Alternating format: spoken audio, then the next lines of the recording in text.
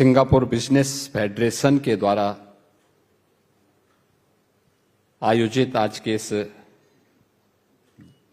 Business leaders के साथ संवाद के इस कार्यक्रम में समारोह में उपस्थित उत्तर प्रदेश में मंत्रिमंडल के मेरे वरिष्ठ सहयोगी, उत्तर प्रदेश के वित्त मंत्री श्री सुरेश कुमार खन्ना जी, उत्तर प्रदेश के उद्योग मंत्री श्री नंद गोपाल गुप्ता नंदी जी, सिंगापुर में भारत के माननीय उच्चायुक्त Shri Shilpak Ambule ji, vice chairman Singapore business federation Shri Prasoon Mukherjee ji, Uttar Pradesh शासन के एडवाइजर और पूर्व additional chief secretary UP government Shri Awanish Kumar Awasthi ji, Uttar Pradesh के additional chief secretary finance and industry के कमिश्नर श्री दीपक कुमार जी, सभी इंडस्ट्री लीडर्स और मित्रों, मैं सबसे पहले भारत के सिंगापुर में उच्चायुक्त और उनकी पूरी टीम को हृदय से धन्यवाद दूंगा कि उन्होंने उत्तर प्रदेश सरकार के इस डेलीगेशन को, जिसको लेकर के मुझे आने का अवसर प्राप्त हुआ है, हमें सिंगापुर में आप सभी बिजनेस लीडर के साथ में संवाद करने का एक अवसर दिया और इसमें श्री प्रसून मुखर्जी और उनकी पूरी टीम को, सिंगापुर बिजनेस फेडरेशन की इस पूरी टीम के प्रति मैं हृदय से धन्यवाद करता हूं कि जो आज इतने व्यवस्थित तरीके से यहाँ के बिजनेस लीडर के साथ इस संवाद के कार्यक्रम को आगे बढ़ाने में हमें मदद की है। मित्रों, मैं कल प्रातःकाल यहां पर आ गया था और प्रातःकाल से ही हम लोग यहां पर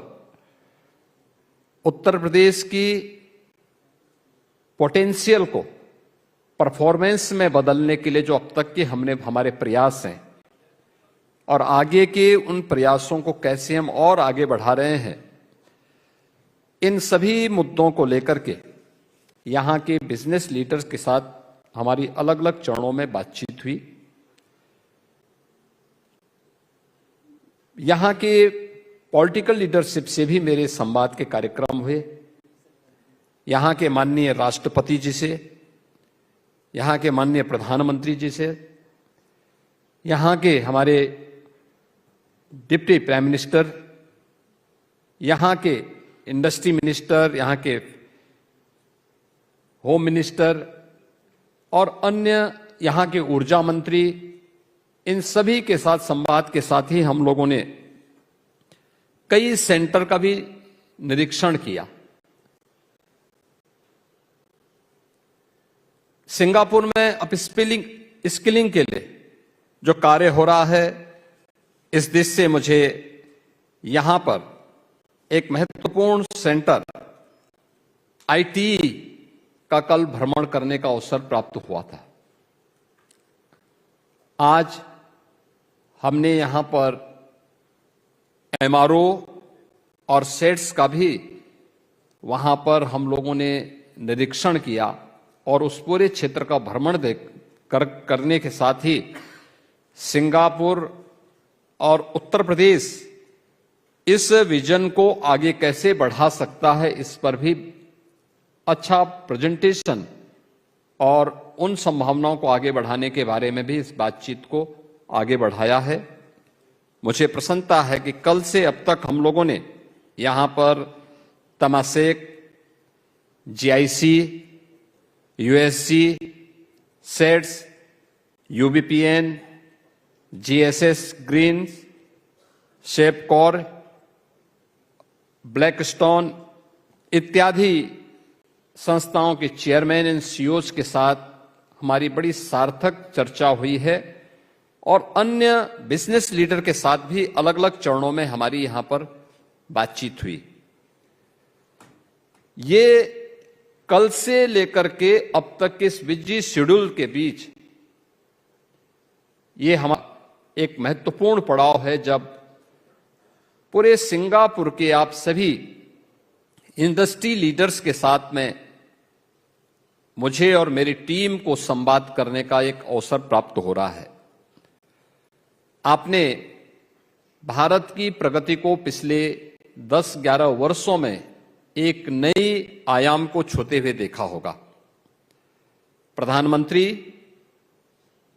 मोदी जी के नेतृत्व में नया भारत आज दुनिया की एक बड़ी अर्थव्यवस्था के रूप में अपने आप को स्थापित करने की ओर अग्रसर हुआ है।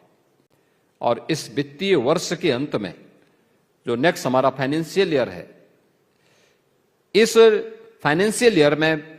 भारत दुनिया की तीसरी बड़ी अर्थव्यवस्था के रूप में अपने आप को स्थापित करने में सफल हो जाएगा। आज जो भारत की प्रत्येक क्षेत्र में जो भी प्रगति देखने को मिल रही है, इस प्रगति के जो शिल्पी हैं और नए भारत और आधुनिक भारत के जो शिल्पी हैं, वो हमारे देश के यशस्वी प्रधानमंत्री श्री नरेंद्र मोदी जी हैं। और उन्हीं के विजन को हम लोगों ने यूपी के अंदर प्रभावी ढंग से लागू करने के लिए जो कार्य प्रारंभ किए हैं, हमारे इंडस्ट्री कमिश्नर ने आपके सामने यहां पे एक प्रेजेंटेशन आप सबके सामने प्रस्तुत भी किया। यहां के कुछ इंडस्ट्री लीडर्स ने भी उत्तर प्रदेश की प्रगति के बारे में आपके सामने और हमारे साथ जो अभी तक एमओयू हुए हैं, इन एमओयू के बारे में भी यहां पर कुछ महानुभावों को मंच पर आकर के आपके सामने एक फोटोग्राफ्स भी उनके सामने आपके सामने यहां पे प्रस्तुत करने का एक अवसर हमें प्राप्त हुआ है। इस दौरान हमें ढेर सारे उन संभावनाओं को, और मुझे अच्छा लगा कि यहां का हर इंडस्ट्री लीडर आज भारत के अंदर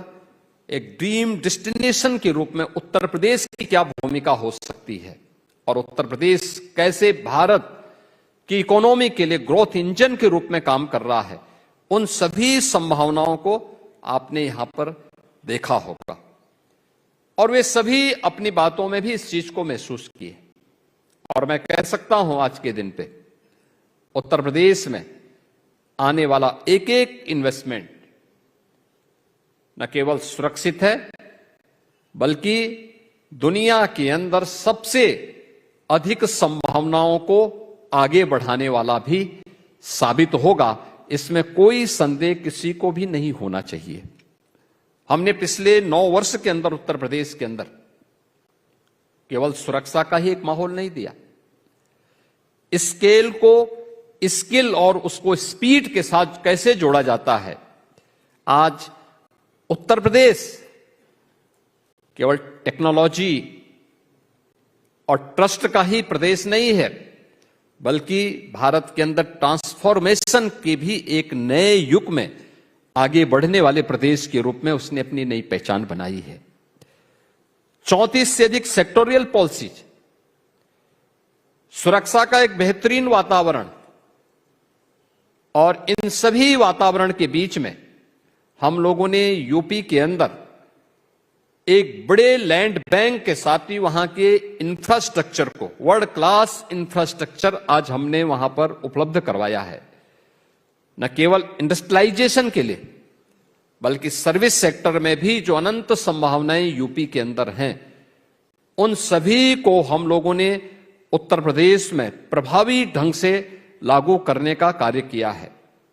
आपने देखा होगा उत्तर प्रदेश में बड़ा इन्वेस्टमेंट करना आसान इसलिए भी है क्योंकि उत्तर प्रदेश में आज के दिन पे आपको ट्रेन्ड मैन पावर उपलब्ध है, स्किल मैन पावर की उपलब्धता उत्तर प्रदेश के अंदर है। लैंड बैंक उत्तर प्रदेश के पास है, प्रचुर लैंड बैंक है,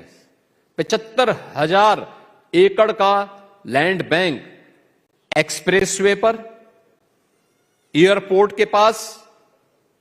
और डेडिकेटेड फ्रेट कॉरिडोर के इर्द गिर्द आपको इन्वेस्टमेंट के लिए, इंडस्ट्रियलाइजेशन के लिए, लॉजिस्टिक के लिए, सर्विस सेक्टर में होटल्स की चेन को स्थापित करने के लिए, इन सभी सेक्टर में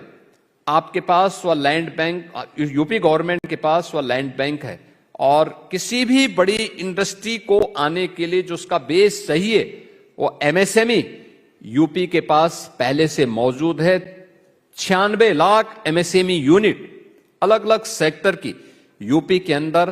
पहले से कार्यरत हैं, जो वर्तमान में उत्तर प्रदेश के अंदर 3 करोड़ से अधिक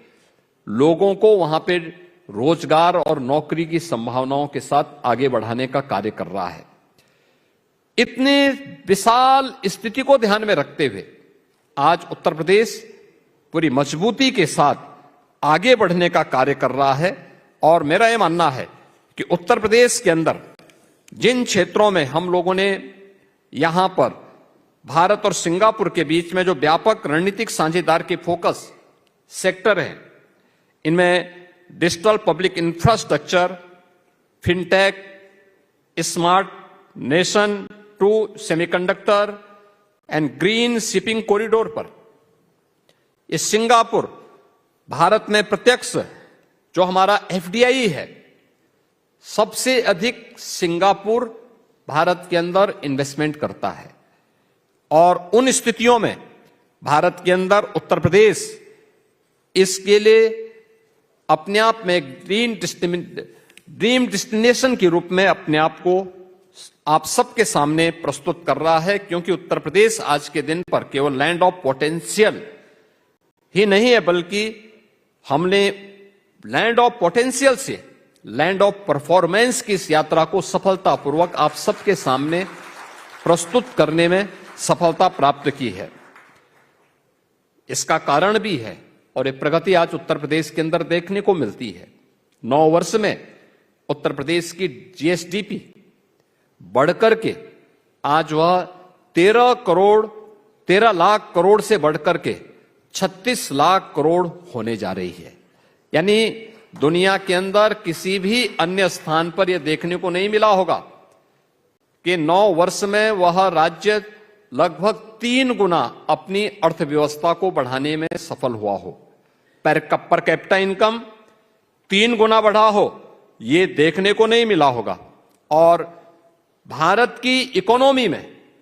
उत्तर प्रदेश आज के दिन पर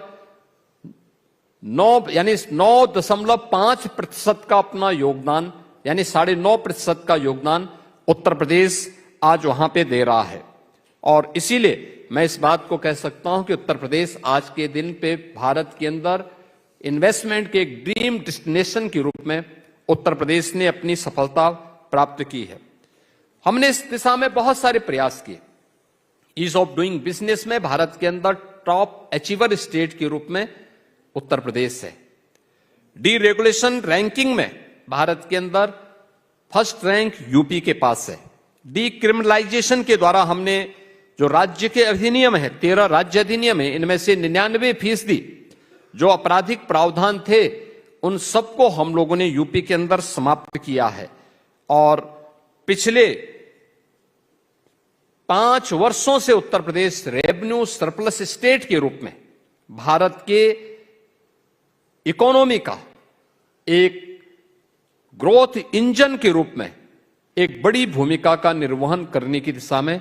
आगे बढ़ा है। और इसीलिए तो हम कह सकते हैं कि आज यूपी के अंदर ये SSS का ये संगम हमें सेफ्टी भी है, स्टेबिलिटी भी है और यूपी के अंदर स्पीड भी है। ये उत्तर प्रदेश के अंदर आज हम सबको यह सभी सेक्टर में देखने को मिल सकता है। इसमें हम लोगों ने इन सभी सेक्टर में जो कार्य किए हैं, मेरा मानना है कि ये सभी उत्तर प्रदेश के विकास का मल्टीप्लायर इंपैक्ट, इसे इफेक्ट को हम आगे बढ़ा करके जो उत्तर प्रदेश के अंदर का हमारा विजन है कि उत्तर प्रदेश को $1 ट्रिलियन की इकोनॉमी के रूप में स्थापित करना है। और मेरा मानना है कि वह दिन दूर नहीं जब अगले 3 से 4 वर्ष के अंदर उत्तर प्रदेश अपने आप को $1 ट्रिलियन की इकोनॉमी के रूप में स्थापित करेगा। और इस दिशा में हमारे द्वारा किए जाने वाले प्रयास अलग अलग सेक्टर में इस रूप में है। उत्तर प्रदेश के अंदर जो बातें यहां पर एक प्रेजेंटेशन के रूप में भी आपके सामने प्रस्तुत किया गया, भारत के अंदर सबसे ज्यादा फूड ग्रेन का उत्पादन उत्तर प्रदेश करने वाला राज्य है। हमारे पास भारत की एग्रीकल्चर की 11% लैंड है, लेकिन 11% लैंड में उत्तर प्रदेश 21% से अधिक फूड ग्रेन का उत्पादन करता है। 21% का मतलब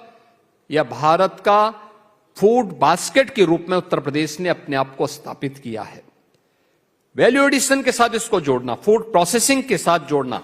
और इससे संबंधित तमाम अन्य अभियान उत्तर प्रदेश के अंदर इन्वेस्टमेंट के लिए हर एक निवेशक को वहां पर आमंत्रित करता है। उत्तर प्रदेश के अंदर इंफ्रास्ट्रक्चर, लॉजिस्टिक, इंडस्ट्रियल पार्क और गुड गवर्नेंस का आज के दिन पर सबसे अधिक लाभ निवेशक को उत्तर प्रदेश के अंदर प्राप्त हो सकता है। एक्सप्रेस वे के बारे में जो आपको बताया गया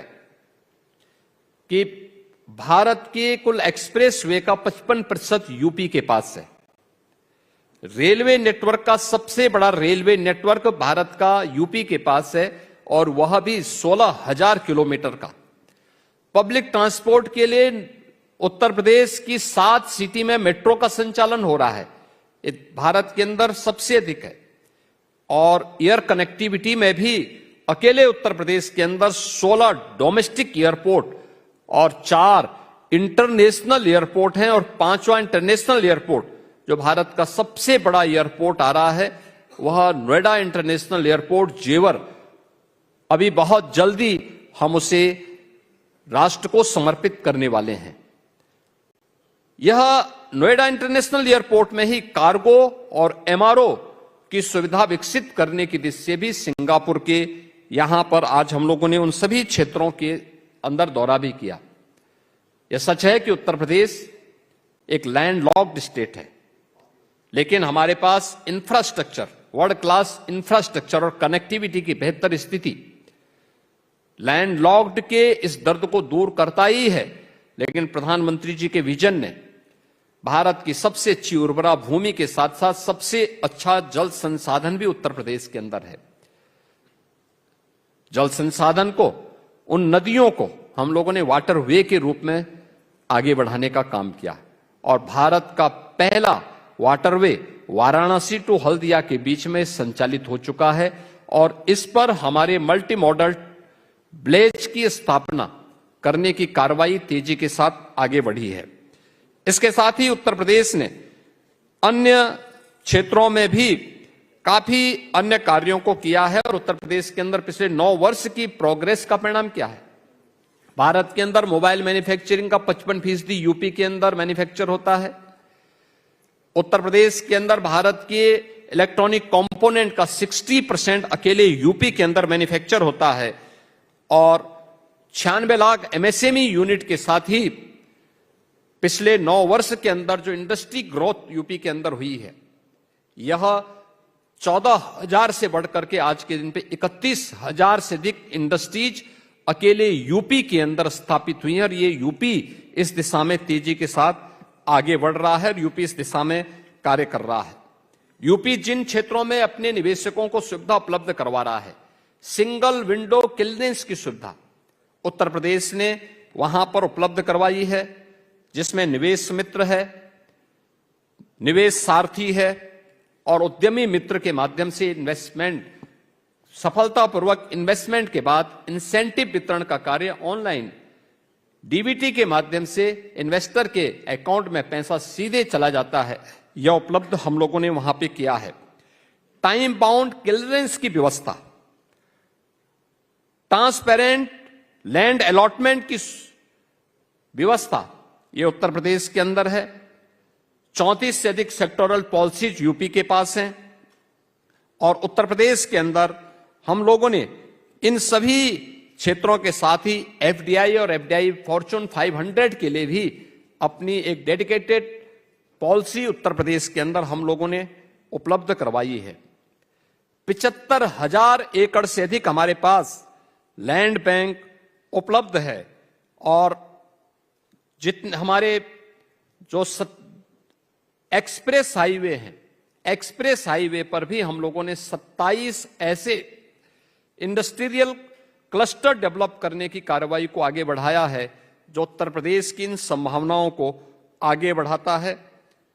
उत्तर प्रदेश के अंदर जो मैंने आपको कहा कि हमारी 56% आबादी वर्किंग फोर्स है। 25 करोड़ की आबादी के राज्य में 56% से अधिक की आबादी आपको हर एक सेक्टर में कार्य करने वाली, चाहे वह इंडस्ट्री के फील्ड में हो या फिर अन्य कार्यों के लिए, वहां पर वह उत्तर प्रदेश के अंदर आपको स्किल मैन पावर उपलब्ध होगा। लेबर रिफॉर्म करने वाला, educational, health, skill development, MSME, ODOP, startup पहल, इन सभी में उत्तर प्रदेश की ये ताकत हम सबको आगे बढ़ा रही है और इसी का परिणाम है कि उत्तर प्रदेश ने पिछले 9 वर्ष के अंदर अपना एक्सपोर्ट को लगभग 2.5 गुना से अधिक बढ़ाने में सफलता प्राप्त की है। और आज के दिन पर मैं इस बात के लिए भी आप सभी बिजनेस लीडर के साथ इस बारे में कहना चाहूंगा कि उत्तर प्रदेश के अंदर हम लोग जेवर एयरपोर्ट के पास एक सिंगापुर सिटी के लिए भी एक डेडिकेटेड प्लान को हम लोगों ने वहां पर प्रस्तुत किया है कि जो भी इन्वेस्टर आएगा सिंगापुर, अगर वह एनसीआर में आना चाहता तो सिंगापुर सिटी की एक संभावना उनके सामने रहेगी कि वह यहां पर इन्वेस्टमेंट को अपना आगे बढ़ा सकता है। और इसके लिए यमुना एक्सप्रेस वे, जिसके द्वारा नोएडा इंटरनेशनल एयरपोर्ट के कार्यक्रम को आगे बढ़ाया गया है, वहीं पर हम लोग अपने सिंगापुर सिटी के लिए भी लैंड की व्यवस्था वहां पर हम लोगों ने प्रस्तुत की है। मैं आज के इस अवसर पर एक बार फिर से सिंगापुर बिजनेस फेडरेशन से जुड़े हुए आप सभी बिजनेस लीडर्स को उत्तर प्रदेश के अंदर आमंत्रित करता हूं कि आप उत्तर प्रदेश में आइए। आपका निवेश वहां पर सुरक्षित होगा और सुरक्षित होने के साथ ही वहां पर आपकी उन संभावनाओं को, जिसके माध्यम से आप बिजनेस की अपनी संभावनाओं को आगे बढ़ाना चाहते हैं, तो आप भारत के अंदर एक सुरक्षित स्थान होगा और उसमें उत्तर प्रदेश अपने आप को आपके सामने प्रस्तुत करता है। मैं एक बार फिर से आप सभी का आज के इस बिजनेस लीडर के इस संवाद के कार्यक्रम में उत्तर प्रदेश सरकार की ओर से हृदय से स्वागत करता हूं।